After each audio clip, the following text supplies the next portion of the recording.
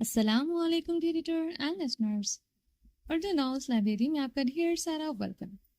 رمز جنون کی ایپیسوڈ 88 کا پارٹ 1 لے کر حاضر ہوئے ہوں۔ اگر آپ نے ابھی تک میرے اس چینل کو سبسکرائب نہیں کیا تو جلدی سے بھی سبسکرائب کر دیں، لائک اینڈ شیئر کریں اور اپنی رائے کامنٹ باکس میں لازمی دیں۔ چلیں ویڈیو کو سٹارٹ کرتے ہیں۔ موسم ابر آلود تھا، آسمان پر کالے سے بادل چھائے تھے، ٹھنڈی برفیلی ہوائیں سردی کی شدت کو بڑھا رہی تھیں۔ ذرا سی جل تھل ہوئی تھی اور مٹی کا صحن کیچڑ زدہ ہو گیا تھا۔ اب بارش تو رک گئی تھی مگر زمر خان باورچی خانے میں ہی محصور ہو گئی تھی۔ اس صحن سے گزر کر کمرے تک جانا اور پھر واش روم تک آنا اسے عذاب لگتا تھا۔ وہ پیڑھی پر بیٹھتی چلتی آگ پر نگاہیں جمائے ہوئے تھی۔ پاس بیٹھی گل مکئی بکرے کا شوربے والا گوشت بنا رہی تھی۔ سلیب پر پڑے چولہے پر چکن قورمہ دم پر رکھا ہوا تھا۔ صبح کے 11 بج رہے تھے۔ گل مکئی کے ہاتھ جلدی جلدی چل رہے تھے۔ ابھی اسے التمش اور زمر کے لیے روٹیاں بھی ڈالنی تھی، پھر اسے اپنی سہیلی زرگونا کے ولیمے پر بھی جانا تھا۔ تم نے اور اباسین نے تو ولیمے پر جانا تھا، اتنا کھانا کیوں بنا رہی ہو پھر؟ زمر نے ایک نظر گل مکئی کو دیکھا جو کام جلدی جلدی کرنے کے چکر میں ہلکان ہو رہی تھی۔ ہم نے بولا لالا سے کہ اتنا سارا کھانا تو شادی والا گھر سے بھی آ جائے گا، کیا ضرورت ہے کھانا بنانے کا؟ لالا نے کہا تمہارا بھابھی بڑا گوشت نہیں کھاتا، اس لیے اچھا سا کھانا بنا کر ہی جانا۔ گل مکئی نے دیگچی پتیلے سے اتارتے مٹی کے چولہے پر بڑا سا توا رکھا۔ گل مکئی کی بات پر زمر خان نے اپنے پاؤں کے انگوٹھے سے مٹی کی زمین کھرچنے لگی تھی۔ التمش ان کچھ دنوں میں اس کا بے حد خیال رکھنے لگا تھا، رات کو بلکہ دن کو بھی۔ وہ اسے نہیں چھوڑتا تھا، ہر وقت کمرے کی کنڈی چڑھائے رکھتا تھا۔ وہ اسے کیسے خود سے دور چھٹک کے سمجھ نہیں آتا تھا۔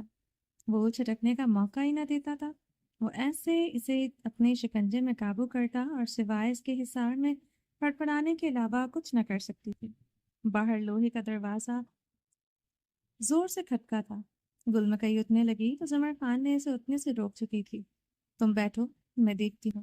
التمش گھر پر نہیں تھا، اسی موقع کا فائدہ اٹھاتے باورچی خانے سے باہر نکل آئی تھی۔ مٹی کے صحن میں آہستگی سے قدم رکھ رہی تھی۔ اس ماحول میں زمر خان کا دم گھٹتا تھا۔ باہر کے لوگوں سے ملنے کو دل کرتا تھا، ایسی زندگی تو کبھی نہ گزاری تھی، نہ اتنی پابندیوں میں رہی تھی۔ وہ ایک موبائل تک نہ تھا اس کے پاس۔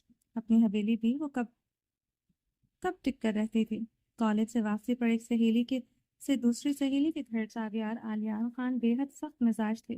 کسی لڑکے سے بات کرنے کی اجازت نہ تھی، نہ کوئی ایجوکیشن پڑھنے کی اجازت دی تھی، مگر اس کے علاوہ اس پر کسی قسم کی کوئی سختی، کوئی پابندی نہ تھی۔ اپنی حویلی یاد آئی تو زمر خان کی سرمئی آنکھیں لبالب پانیوں سے بھر گئیں۔ دروازے تک جاتے اس کے ٹراؤزرز کے پائنچے نیچے مٹی سے لتھڑ چکے تھے۔ زمر خان اپنے سر پر چادر اچھی طرح لیتے دروازہ کھولا تو دروازے پر دو لڑکے کھڑے تھے۔ زرگونا کا دیور متین خان اور جانوروں کے باڑے کے لیے رکھا گیا لڑکا سعید خان کھڑا تھا۔ زمر خان کو دیکھتے متین خان اپنے رخ پلٹتے دور جا کھڑا ہوا تھا۔ 18 سالہ سعید خان البتہ وہیں کھڑا رہا تھا۔ السلام علیکم بھابھی، وہ نظریں جھکائے بولا تھا، چہرہ سرخ تھا۔ اس کے ہاتھ میں ایک بالٹی پکڑی تھی جس میں گائے کا گوشت کا سالن تھا اور دوسرے ہاتھ میں شاپر میں تندوری روٹیاں تھیں۔ یہ شادی والے گھر سے کھانا آیا ہے، دیگچی لا دو بھابھی، اس میں یہ گوشت ڈال دو، سعید نے ہچکچاتے ہوئے کہا۔ وہ زمر سے پہلے مل چکا تھا۔ سعید خان کو ہی تو زمر نے اپنی حویلی کپڑے لینے کے لیے بھیجا تھا۔ دیگچی تو کچن میں ہے، تم اندر جا کر گل مکئی کو دے دو۔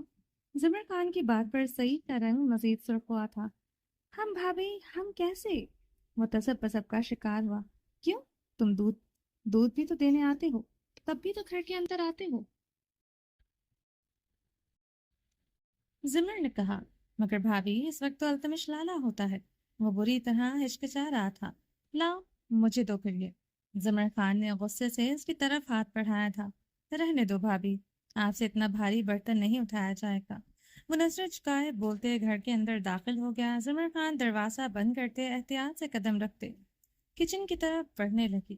وہ اتنی دیر تک کچن تک پہنچی تھی جب تک سعید خان واپس نہیں آ گیا تھا۔ کچن سے نکلتے سعید خان کا چہرہ پہلے سے بھی زیادہ سرخ تھا۔ وہ سعید کے لبوں پر ہلکی سی مسکراہٹ دیکھ چکی تھی۔ وہ نظریں جھکائے اس کے پاس سے گزرتا چلا گیا تھا۔ زمر کچن میں داخل ہوئی تو گل مکئی بخلائے انداز میں کھڑی تھی۔ روٹی توے پر جل چکی تھی۔ کیا ہوا گل مکئی؟ زمر نے اسے بخلائے چہرے کو بغور دیکھا تھا جو سعید سے زیادہ سرخ ہو رہا تھا۔ بھابھی، وہ سعید ادھر آیا تھا، لالا کو پتہ چلا تو بہت غصہ کرے گا۔ گل مکئی کی آواز حلق سے نہیں نکل رہی تھی۔ آج پہلی بار کسی لڑکے کو اس نے اتنے قریب سے دیکھا تھا۔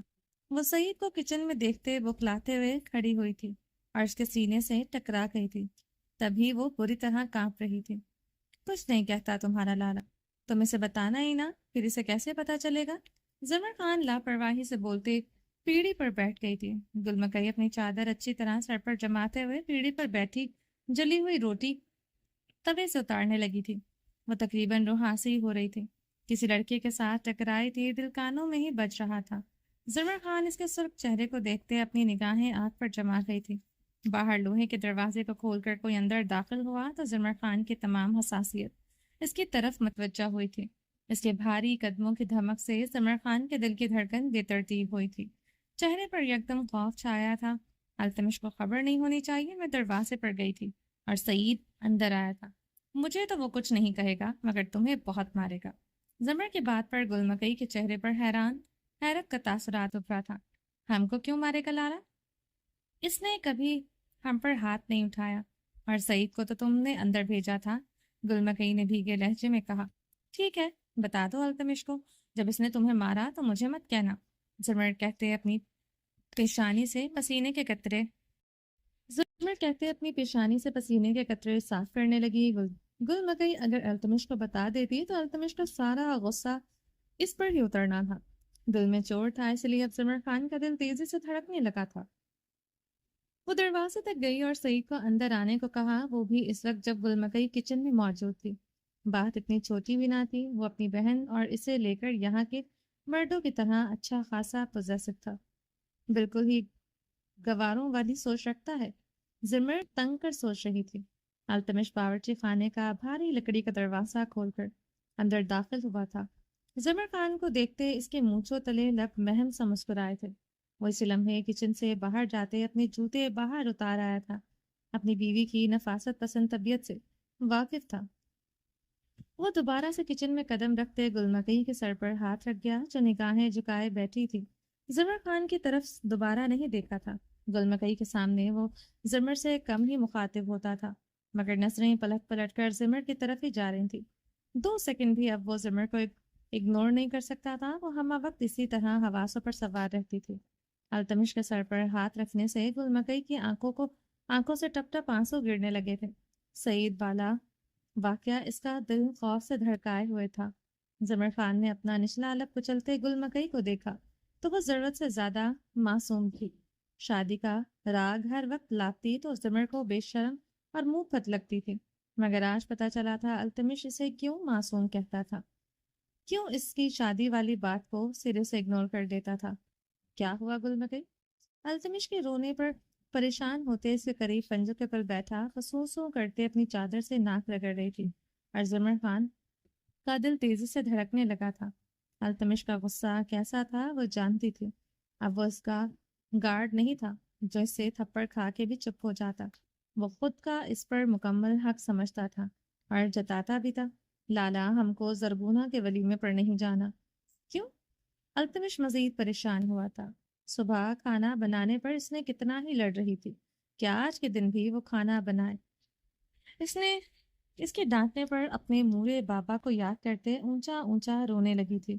وہ تب بے پرواہی سے سر جھٹکتے گھر سے نکل گیا تھا۔ وہ ابھی تک اس سے ناراض تھی، وہ حیران تھا، اتنی دیر میں تو وہ بات ہی بھول جاتی تھی۔ مکئی، اگر میری مورے بھی آج زندہ ہوتی تو یوں مجھے کھانا بنوانے پر ترلے نہ کرنے پڑتے۔ کاش میں بھی بچپن میں ہی ان کے ساتھ مر جاتا۔ ہائے لالا، مرے آپ کا دشمن۔ گل مکئی کے دل پر پھونسا پڑا تھا۔ التمش نے بمشکل اپنی ہنسی دبائی اور اپنے دل پر ہاتھ رکھ کے ہونک سی اسے دیکھ رہی تھی۔ ہم ہیں نا کھانا بنانے کے لیے لالا، تم کو آدھی رات کو بھی بھوک لگے ہم کو بتایا کرو۔ مورے بابا چلا گیا، تم بھی چلا گیا تو ہمارا شادی کون کروائے گا؟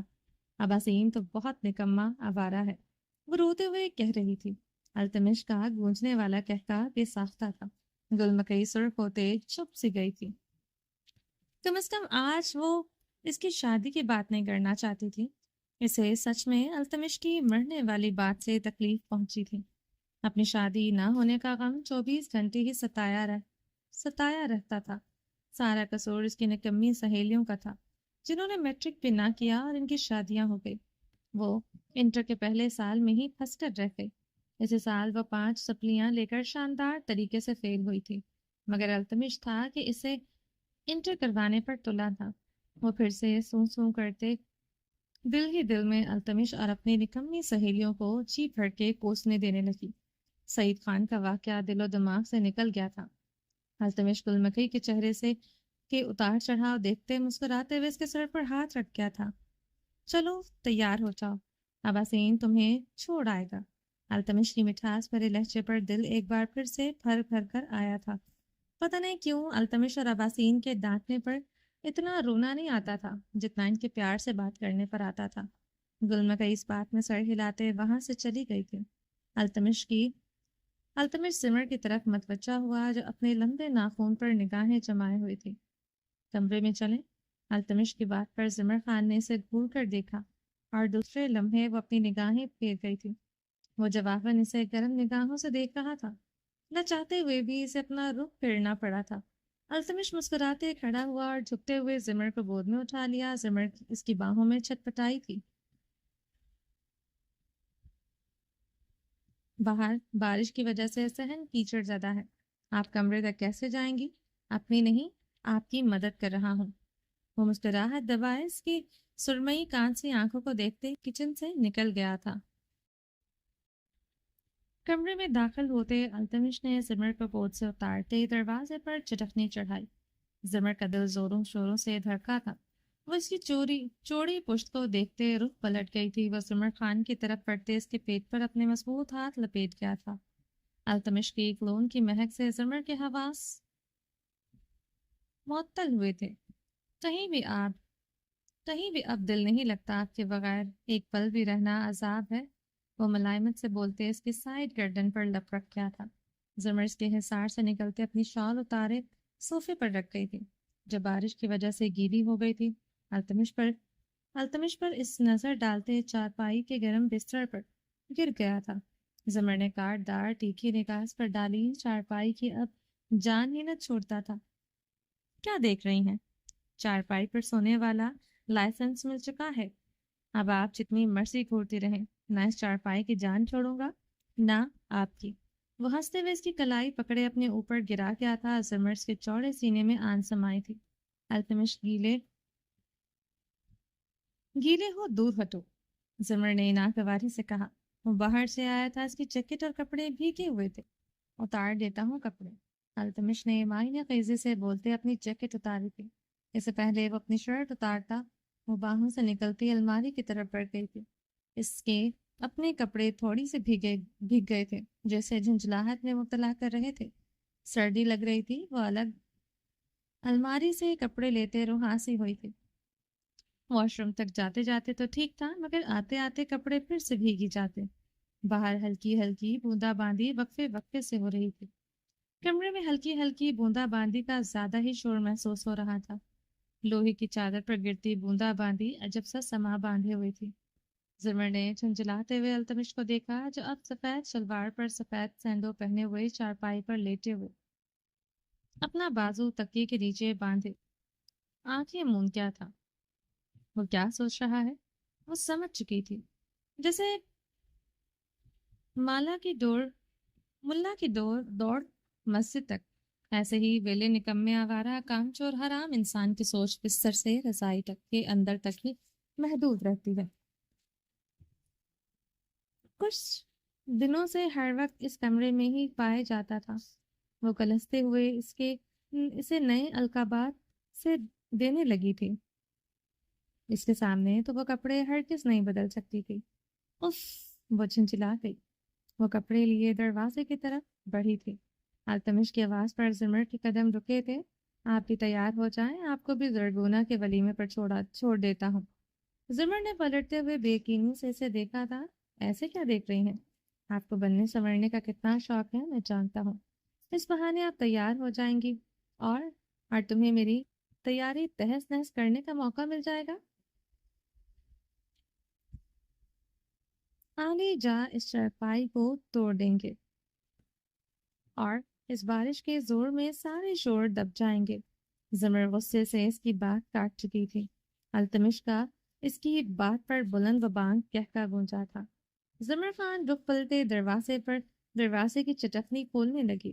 وہ چارپائی سے ایک ہی جست سے اترتے اسے اپنی مضبوط باہوں میں قابو کر گیا تھا۔ آپ کی تیاری تہس نہس تو کروں گا، مگر ابھی نہیں، جب آپ ولیمے سے واپس آئیں گی تب۔ اس کے حصار میں زمر کے سرخ سرخ ہوئے تھے۔ ساویار کی چاکری چھوڑ دی ہے۔ زمر نے اس کے حصار سے نکلنے کی سعی کرتے آئیبرو اٹھائے پوچھا، اب دن رات آپ کی چاکری کرتا ہوں، کسی اور کی چاکری کرنے کے قابل نہیں رہا۔ وہ زمر کا چہرہ نرمی سے تھامے اس کے سرخ گال پر لب رکھ گیا تھا۔ زمر اس کی نرم لمس پر کسمسا کر رہ گئی۔ وہ اس کے ہونٹوں کو نرمی سے چھوتے چارپائی کی طرف بڑھ گیا۔ جائیں، تیار ہو جائیں۔ وہ رضائی خود پر لیتے اسے گرم نگاہوں سے دیکھتے بولا۔ زمر اپنا نچلا لب بے دردی سے کچلتے وہیں پر کھڑی تھی۔ کیا ہوا انہیں؟ جانا تو پھر آ جائے، نہیں جانا تو پھر آ جائے۔ التمش نے اسے یوں ہی کھڑے دیکھ کر رضائی خود پر سے کھسکائی تھی۔ بےہودہ، بے شرم۔ مصرف ہوتے دروازہ کھولتے کمرے سے نکل گئی تھی۔ التمش کا بلند و بانگ کہکا دور تک زمر کی سماعتوں سے نے پیچھا کیا تھا۔ صحن تک جاتے جاتے وہ پھر سے کمرے کی طرف پلٹی تھی۔ ولیمے پر وہ بھی جانا چاہتی تھی۔ یہاں رکتی تو التمش اسے ایسے ہی زج کرتا رہتا۔ وہ مجبوراً کمرے میں دوبارہ داخل ہوئی تھی۔ التمش خانزادہ نے آئیبرو چکائے مسکراہٹ دبائے سے دیکھا۔ وہ پانی گرم کر دو، زمر نے اسے دیکھ کے کہا۔ کیوں؟ التمش نے مسکراہٹ دبائی۔ نہانا ہے، دانت پیستے کہا۔ کیوں؟ شرارتی لہجے میں استفسار کیا۔ جب تم کمرے سے نکلے تھے تب دن کے 10 بج رہے تھے۔ تمہارا ہی کارنامہ ہے جو مجھے بار بار شاور لینا پڑتا ہے۔ وہ دانت کچکچاتے رہاسی ہوئی تھی۔ التمش کا ایک بار پھر سے بلند و بانگ کہکا برآمد ہوا تھا۔ اوکے مادام، کر دیتا ہوں پانی گرم۔ التمش نے سر کو خم دیتے کہا۔ یہ خادم ہر وقت پانی گرم کرنے کو تیار ہے، بشرط یہ کہ آپ ہر وقت تیار رہیں، جیسے اس دن تیار ہو گئی تھی۔ اور لب دانتوں تلے دبائے اسے اس دن کا تانا دے رہا تھا۔ زمر اس رات ان پلوں پر 100 بار لعنت بھیج چکی تھی۔ ابھی بھی لعنت بھیجتے سامنے لیتے انسان پر بھی بھیجی جو کہ موقع جانے نہیں دیتا تھا، اسے اس رات کا تانا دے دے گا۔ میں گل مکئی کو ہی کہہ دیتی ہوں، زمر نے غصے سے کہتے رخ پلٹا تھا۔ وہ چارپائی سے اترتے اپنی قمیض پہنتے اس کے قریب آیا تھا۔ میں کر دیتا ہوں، وہ تیار ہو رہی ہوگی۔ وہ زمر کی پیشانی چومتے کمرے سے باہر نکل گیا۔ زمر اس کی اتنی نرمی پر حیران ہوئی تھی۔ وہ سرتا پیر جیسے بدل گیا تھا، اسے کسی تانے کی کسی بات کا غصہ نہیں کرتا تھا۔ بدتمیز، جاہل، ظالم، بغیرت مطلب کے لیے کرتا ہے۔ برا حال کر دیا میرا کچھ ہی دنوں میں۔ کون سی منحوس کڑی تھی جو انسان میرا مقدر بنا۔ وہ اسے دل ہی دل میں کوسنے دیتے الماری سے اپنے کپڑے لینے لگی جو کہ زرگونا کی شادی پر پہنے تھے۔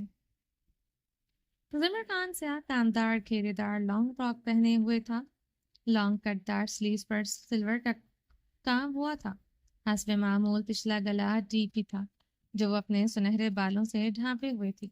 آنکھوں پر گرے اسموکی میک اپ کیے ہوئے تھی۔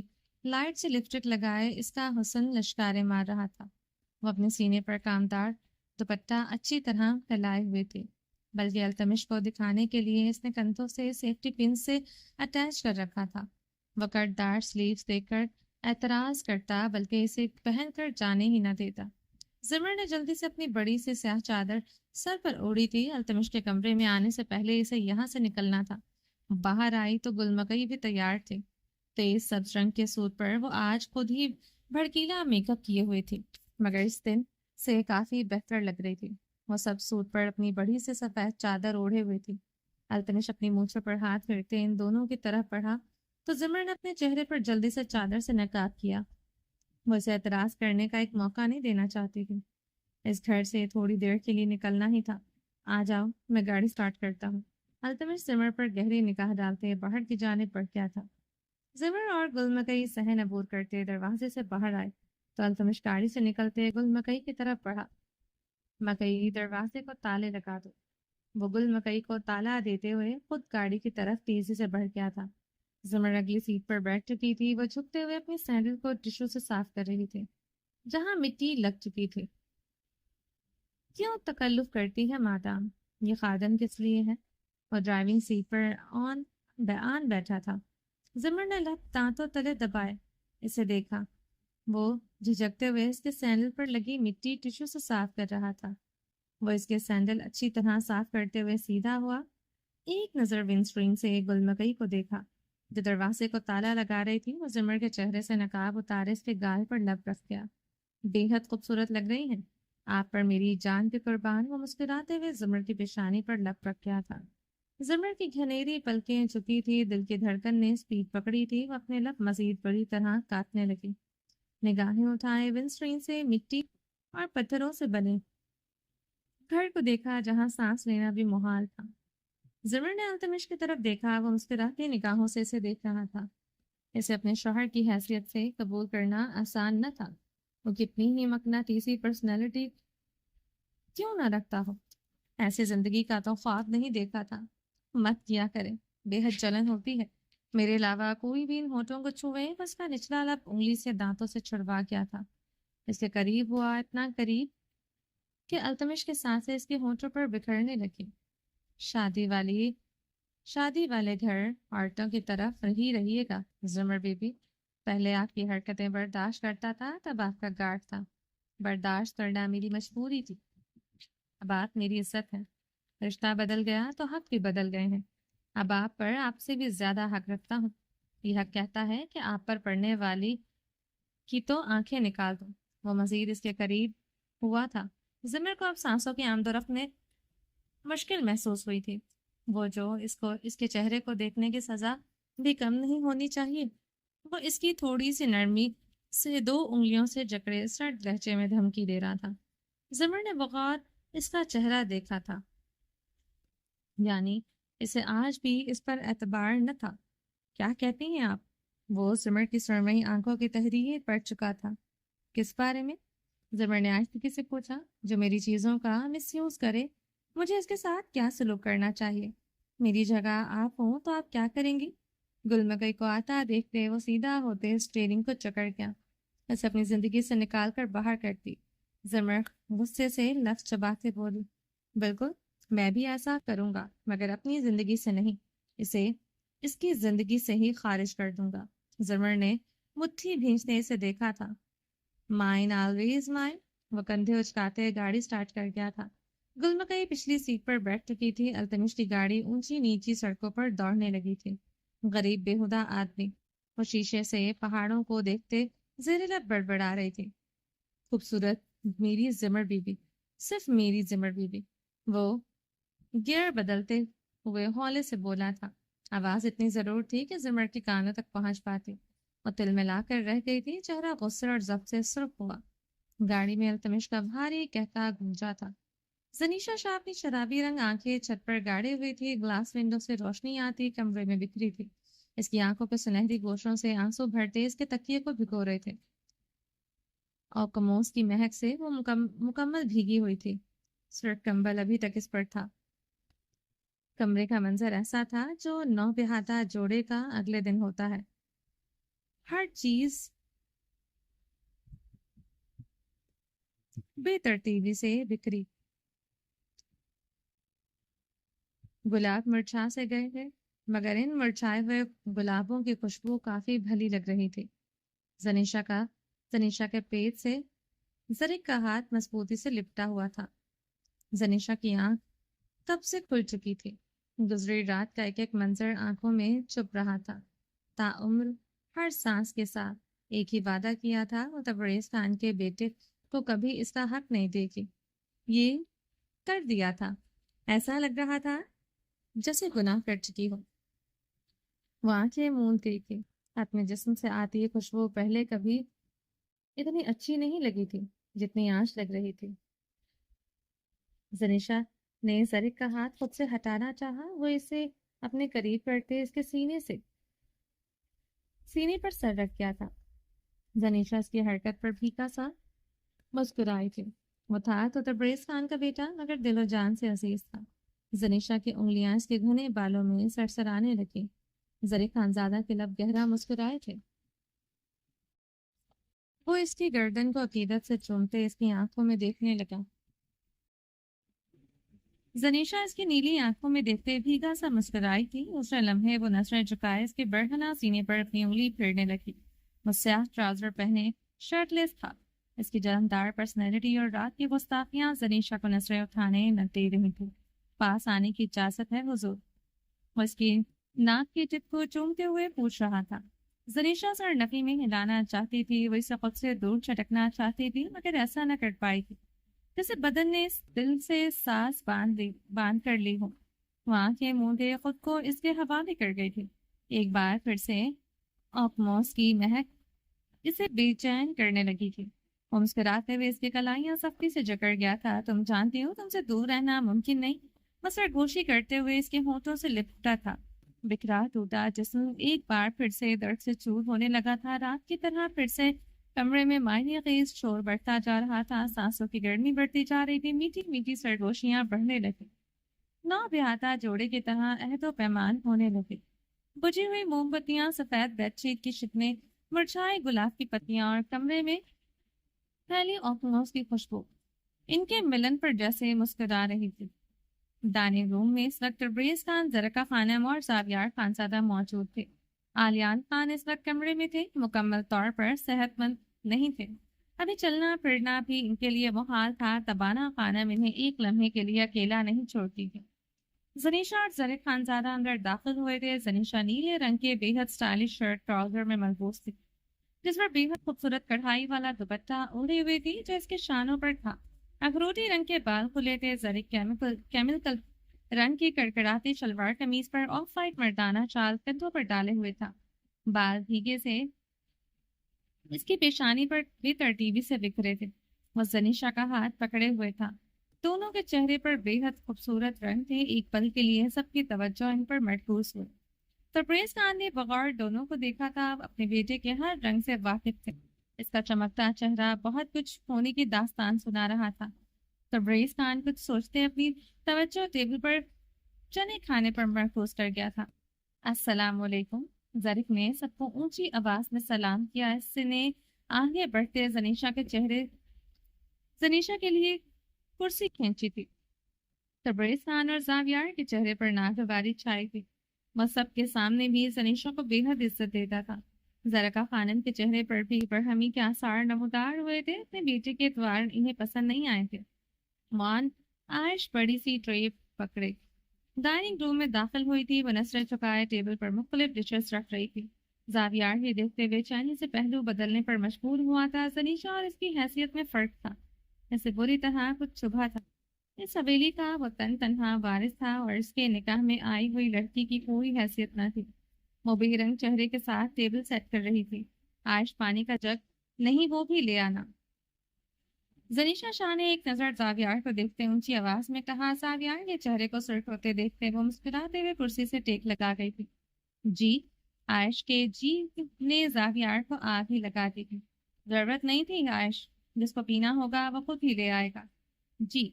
वो जावियार की बात पर भी जी कहते निकल गई थी। वो आयश की ताबेदारी पर सुलगने लगा। जावियार का चेहरा देखते जनीशा मध्यम सा हंसी थी। जो चाहती थी वो हो गया था। अब शायद आयश को खाना रखने से भी आजादी मिल जानी थी। वो जावियार को देखते अब तबरेज खान की तरफ मतवज्जा हुई थी, जिसके चेहरे को देखते इसका दिल थूक देने को करता था। पता है क्या, अमेरिका में ये सब काम खुद करना पड़ता है। मुलाजमा को इतने पैसे देने पड़ते हैं जितनी बाबा जान की साल की भी इनकम नहीं होती। जनीशा ने तबरेज को देखते हंसते हुए कहा था। जरीफ खानजादा और सबके चेहरे एकदम संजीदा हुए थे। तबरेज खान का रंग सुर्ख। जरीफ ने खोलकर जनीशा को देखा था। एक्चुअली जरीफ, तुम्हारे बाबा जान करते क्या है? मुझे आज तक नहीं पता चला, मैंने तो यूं ही कह दिया। यहाँ सब कुछ तो जावियार लाला और आलियान अंकल के नाम है ना। जनीशा ने मुस्कुराते हुए तबरेज खान को देखा, जिसके चेहरे पर एक रंग आ रहा था, एक रंग जा रहा था। वैसे जो कुछ नहीं करते वो कमाल करते हैं। यकीनन तुम्हारे बाबा जान ने कुछ तो ऐसा किया होगा जो कभी सबके सामने आने पर हो सकता है। सबके मुंह खुले के खुले रह जाएं। हो सकता है कोई कत्ल भी कर रखा हो। वो हंसते हुए बोली थी। जरीफ और जावियार के लब हिच गए थे। मेरा होटल है, वहां से اچھی آمدنی ہوتی ہے، مجھے کسی کے پیسوں کی ضرورت نہیں۔ تیر نشانے پر لگا تھا تبریز خان بلبلا اٹھا تھا۔ ہوٹل؟ زنیشا مسکرائی تھی۔ کون سا ہوٹل بابا جان؟ زنیشا نے تبریز خان کی آنکھوں میں آنکھیں ڈالی تھی۔ ہوٹل اسٹارلٹ۔ تبریز نے دانت کچکچائے۔ اچھا اچھا، زنیشا ہنسی تھی۔ وہ پلاؤ کا چمچ منہ میں ڈالتے تبریز خان کو دیکھتے پھر سے ہنسی تھی۔ تبریز خان مٹھیاں دبوچے زنیشا کی ہنسی کے پیچھے وجہ سمجھنے کی کوشش کر رہا تھا۔ کیا ہو گیا زنیشا؟ کیوں بلا وجہ ہنس رہی ہو؟ ایسا لگ رہا ہے تم کسی کا مذاق اڑا رہی ہو۔ ظریف نے زنیشا کی طرف جھکتے سے سرد لہجے میں سے ڈپٹا تھا۔ ریلیکس کرو ظریف، میں تو بس تھوڑی سی تفریح کر رہی ہوں، آپ سب چیزوں کو اتنا سنجیدگی سے کیوں لیتے ہیں؟ زنیشا نے سب کو دیکھتے مسکراتے ہوئے کہا، تمہاری یہ تفریح مسئلے میں بدل سکتی ہے، بابا ہیں وہ میرے، مزید بدتمیزی یا مذاق میں برداشت نہیں کروں گا۔ And you know exactly what I main.